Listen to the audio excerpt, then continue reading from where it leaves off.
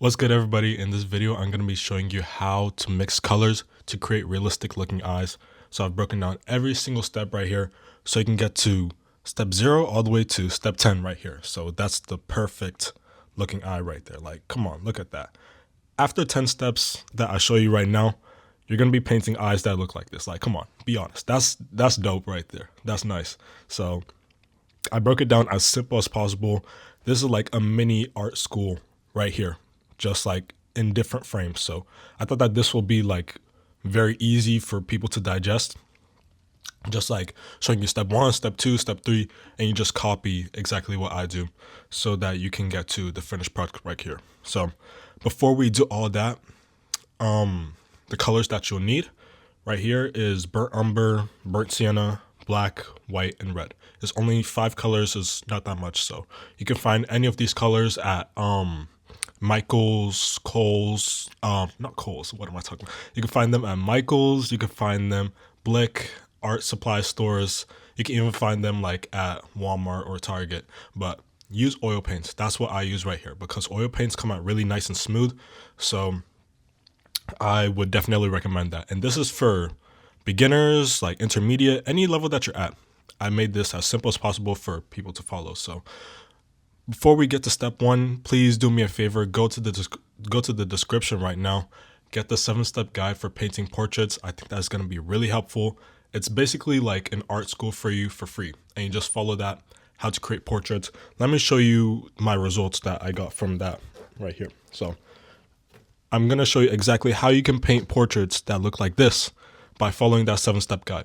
Now, you need to stay consistent with it because you can't just expect yourself to be like Picasso on day 1. But this is breaking down all the steps that you need. And I'm going to show you step by step, just like how I did right here, how to paint portraits. So if you're interested in that, go type in your email and I'm going to get it sent to you right away. So now, let's get started with the painting. Let's get started with the eyes. So over here, the first thing that I did is I just took a little bit of burnt umber. I put it onto my palette. I don't use that much paint because when I'm mixing paints, using too much paint is going to cause you to like sort of waste the paint in a way because you're going to need way more to like manipulate the color. So use small amounts for all these colors that I showed you up here. Like use small amounts for all of these because you don't need a huge chunk of paint unless if you're painting something really big, which is not what I'm doing right here. But if you're interested in doing that, then yeah, you'll need some more paint. But just say you're following me like in a sketchbook, you only need like a penny size amount. Even I think penny size amount is kind of too much. Just like a little bit smaller than a penny size. You put that onto your palette and then you'll be good. So yeah, first color that you're gonna start off with is your burnt umber, and you're gonna create this exact trace that I did right here. Is like the eye shape, and I put this burnt umber in all of like the shadow places. So anywhere that you see that is dark, I'm gonna use burnt umber, and I use this for like basically all my paintings for the dark areas. I don't like to use black starting off because it's kind of hard for me to like visualize the end product when I use black, and then sometimes it comes out a little bit too dark. So I like to save that for the end when I'm making like my finishing touches and I want to make something like really like deep or like make it stand out. So yeah, you start off with your burnt umber. You just use that on your palette. I used a small size brush too. Okay. So now the next step, you're going to use that burnt umber that you put on your palette and you're going to mix a little bit of red with it and a little bit of white. So in this frame right here, I'm also going to put the video like on the side of the screen. I don't know which side of my face is going to be on. I think it's going to be on this side, but I'm going to show you the exact mixing process and like me laying down this paint. So if you have like any confusion on what you should do with the paint after you mix it, that's going to clear it up for you. So come on, hit that subscribe button. I'm giving you guys a free art school right here. I'm saving you guys thousands of dollars. Okay. So at least hit that subscribe button, or you can like, it's fine. But this color right here, I took a small amount of the red, and also, wait, why did I forget to tell you this? You need to use a palette knife. Let me show you what a palette knife is.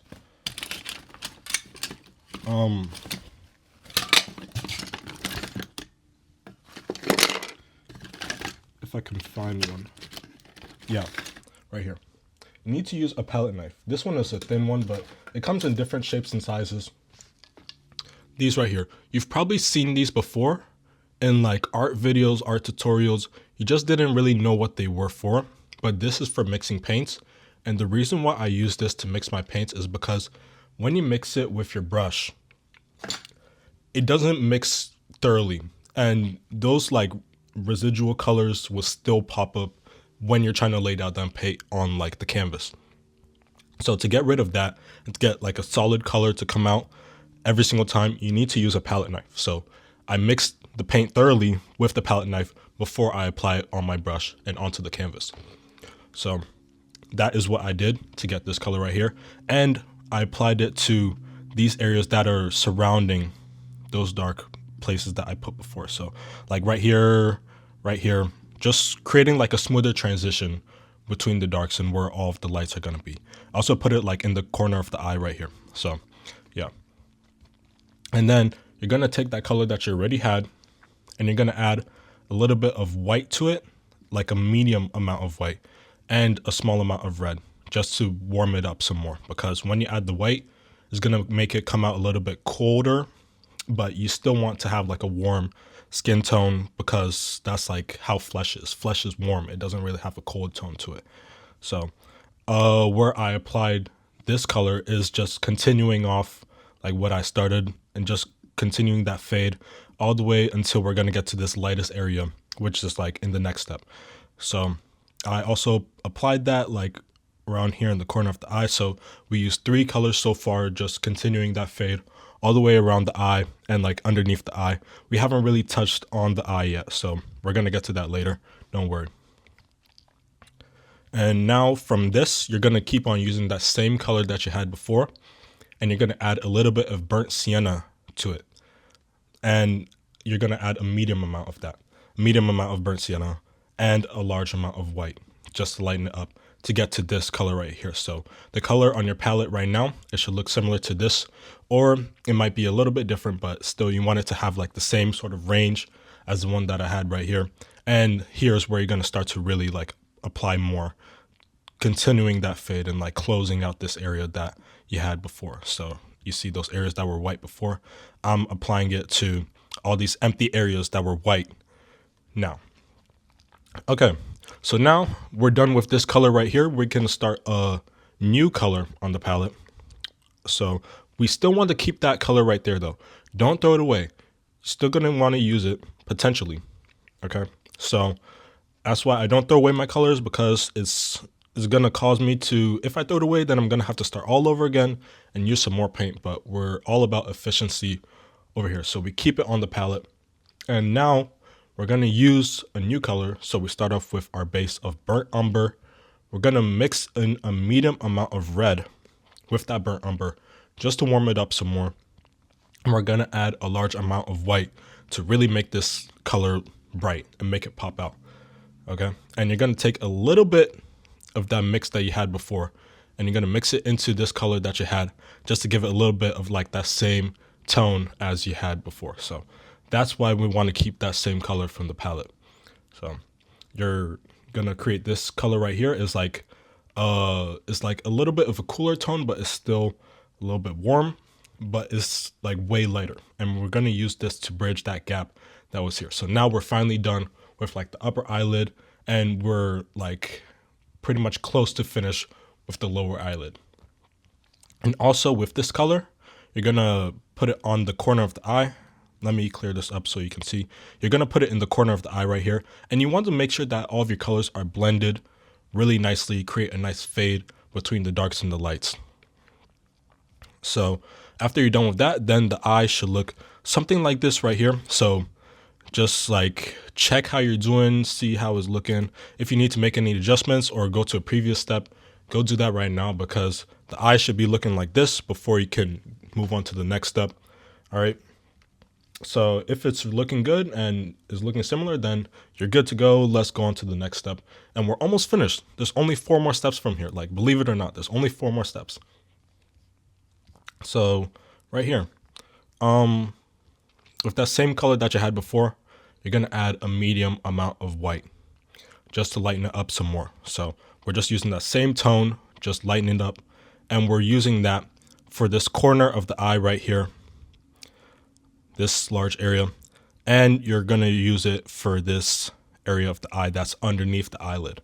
So now we're pretty much finished with the lower eyelid. Now we're starting to move on to the lighter parts of the eye, which is the pupil and all of that. So from here, now it's starting to get a little bit tricky. So pay attention right here. All right. Because it's a couple steps that you need to follow along. And I'm going to use like a different set of colors. So first of all, with this color that you laid down out right here, you're going to start to use white to mix all of this out right here. So you're going to use white, you're going to bridge that gap, but you want to make sure that it's blended really, really well. So the white doesn't really stand out too much. You want it to be a nice transition to make it look smooth. So after you add that white, I used some burnt sienna mixed with some red for this corner of the eye. I don't know what this part of the eye is called, but somebody can let me know. But you're going to use the burnt sienna mixed with the red for this corner of the eye right here for that like blood area, the flesh area, and you're going to fill it all out. But we're going to touch that up later. And I just used straight up burnt sienna for this color of the eye right here. So I didn't use the burnt sienna mixed with the red because we don't really want the actual eye color to be like reddish. We want it to be brown. So that's why I used the straight up burnt sienna from right here on the palette, put it onto right here on the eye, and then that's how I got that. So there you go. Now after this, you're gonna use your small brush, okay? And you're gonna take some of that paint that you had before over here. You're not applying any new paint. You're gonna take some of that paint, you're gonna dip your brush in there, you're gonna drag it and just like create small little veins, small little touch-ups like how I did right here. All right, we're not taking new paint because we don't want it to be bright. We want it to be as subtle as it can be. So you're gonna take that small little brush, trace it, create those veins, and then you leave it like that. Okay, don't apply new red to it because it's gonna look too much. You want it to be very nice and smooth. And from here, it's also where I started to add my white. So this where is gonna start to have like some pizzazz. Like I really like doing this step right here because it brings the picture to life. Like look at the transition from this step to this step right here. Like you really see the life start to come into the photo.